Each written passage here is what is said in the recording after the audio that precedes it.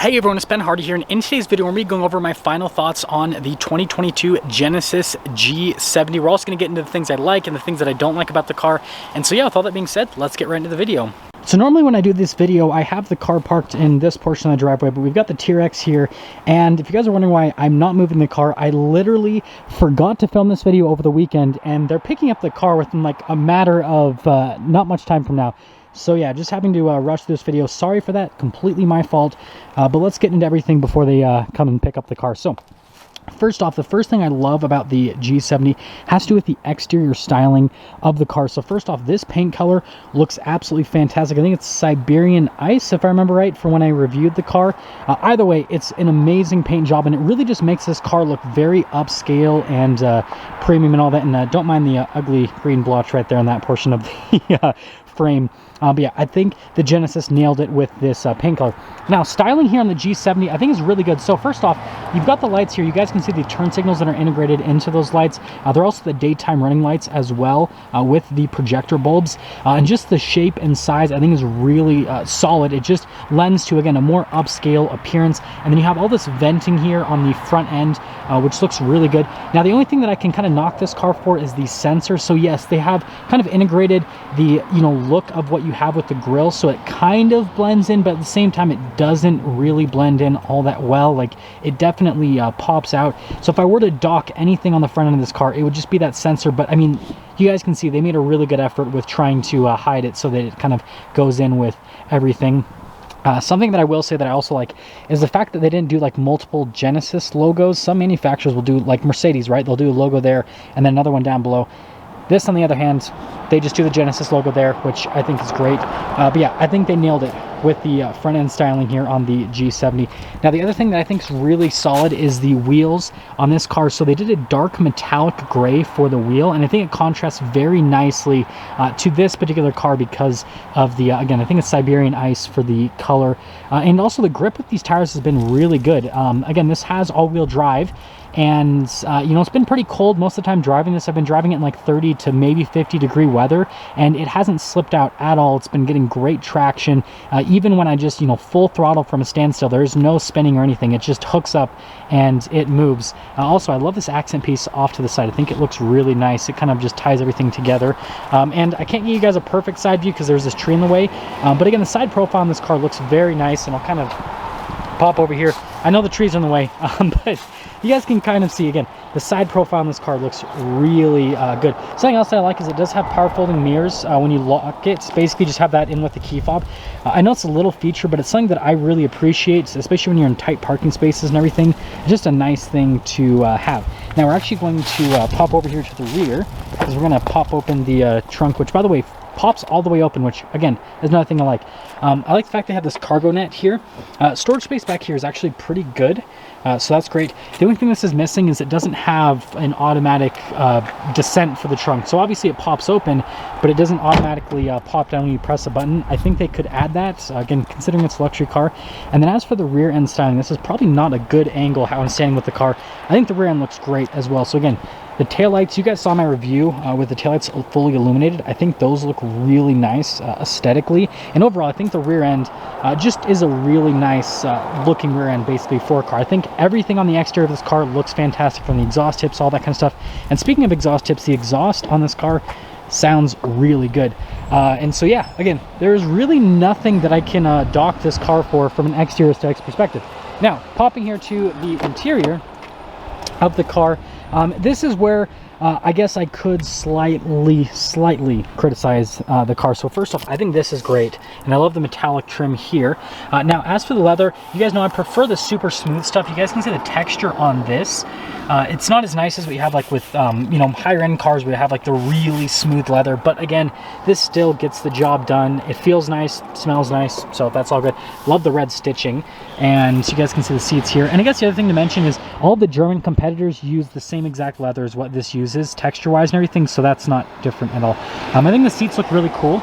And then I guess another thing is like legroom is pretty cramped in the rear. That is one thing. It's a little bit of a downside here for the rear, is it is pretty cramped, but again, it's not a huge car, and again, the competition isn't any better. So I guess it's just this segment of car that sucks. Also, red seatbelts. Red seatbelts are fun. Now, popping from that to the front area of the car, same thing with the door panel, all that stuff applies.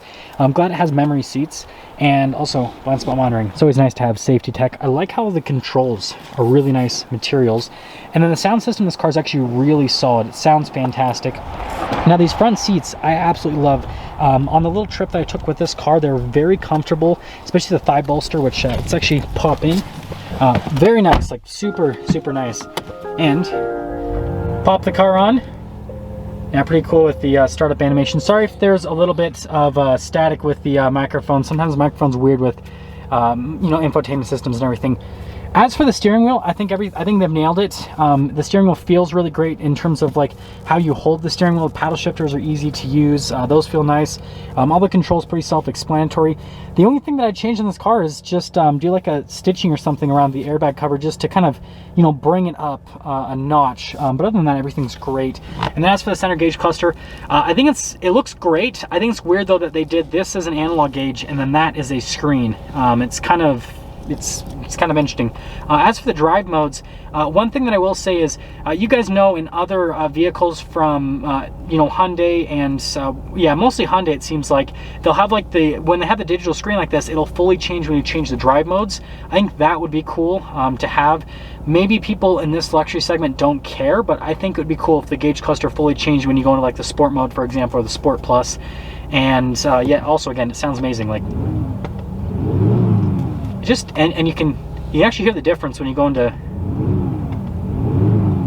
the Sport Plus. It's a good sounding V6, it really is. But yeah, overall the gauge cluster looks fantastic. And then as for the infotainment system, it's super easy to use. Response time on the screen is great. I have no complaints on it. You know, some people might comment that it looks like it's popped into the dash. I can completely understand that. However, the infotainment system is so easy to use that it's like, I don't care that it looks like it's popped on the dash. I think it's fine.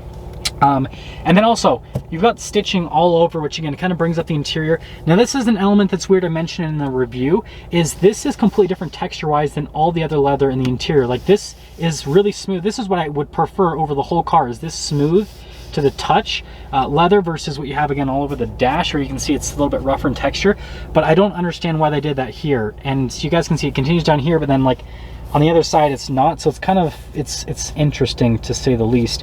The shifter is kind of touchy, so you have to make sure you're like firmly into the brake pedal, and then like you have to like firmly press on the button to get the inputs to happen. If you do that, it'll happen every single time. But if you like if you're not like really firm with it, it doesn't exactly work. Wireless phone charger, that's been another big positive. With the car, it actually holds your phone into place and actually charges it. And then also the dual zone climate, heated cooled seats, all that fun stuff, that has been great as well to use. And then here with the center console, which I should probably clean this out with my cough drop packages. But anyways, I think it's a good size, especially for this size of car, and I love how the stitching all connects with the center console. As for the center, I didn't use it once, sadly, but I mean, it has the wide sunroof, which is nice. It'd be cool if it had a panoramic, but this is still big enough to let extra light in and all that fun stuff. Okay, so it took me a second to pull out the window sticker, so I had to start a new clip. Anyways, the next big positive is the pricing. So this is a, you know, Sport Advanced 3.3T, total MSRP $49,545. I think this is an absolute steal. And let's kind of get into my summarization here, and we'll kind of, you know, include the price into that all and everything, and kind of give you guys, I guess, the final thoughts on the car. But there's a window sticker. Let's do it. Okay, so in final summarization, the G70, in my opinion, is an extremely affordable, high-performance luxury sports sedan. And when I say high performance, again, that 3.3 liter twin turbo V6 is quick in this car. The transmission is super responsive, the handling's fantastic, the grip is fantastic, the brakes are great. Like, I cannot fault this car from a performance standpoint whatsoever. And then on top of that, it has a very smooth, comfortable ride quality to it. The seats are comfortable, the interior is really a really nice place to be, especially for the front two seats. Again, the back seats are a little bit more on the cramped side, but the front seats are fantastic. The infotainment system's easy to use. It has a bunch of safety tech. It's got the steering assist, the adaptive cruise control. Like, this car has so much, and it's just you know, about $9,000 more than the average price of a brand new car. Again, the average price of a brand new car right now is about $40,000. This is $49,000, and you're just getting so much value for the money. And on top of that, it has very unique styling. Like when you see this on the road, it has so much more road presence than a BMW or an Audi or a Mercedes, anything from any of those manufacturers. It really does stand apart. And so I think Genesis has absolutely nailed it with the G70. And so if you're looking for a luxury car that's about the size of the G70, so think like BMW, you know, 3 Series roughly. It's about the size of a 3 Series. And again, you want something that's a little bit higher performance. This 3.3T with the advanced package is amazing. The G70 in general is amazing. This is my favorite car in this segment right now, just because of, again, the pricing and the aesthetics and the sound and everything. Like I really can't fault this car for anything. It really is just absolutely amazing. So yeah, if that's what you're looking for, you got to check out this new G70. It's definitely worth it. And that's going to sum things up for today's video. If you're stopping for the first time, please subscribe, and I'll see all of you in that next video.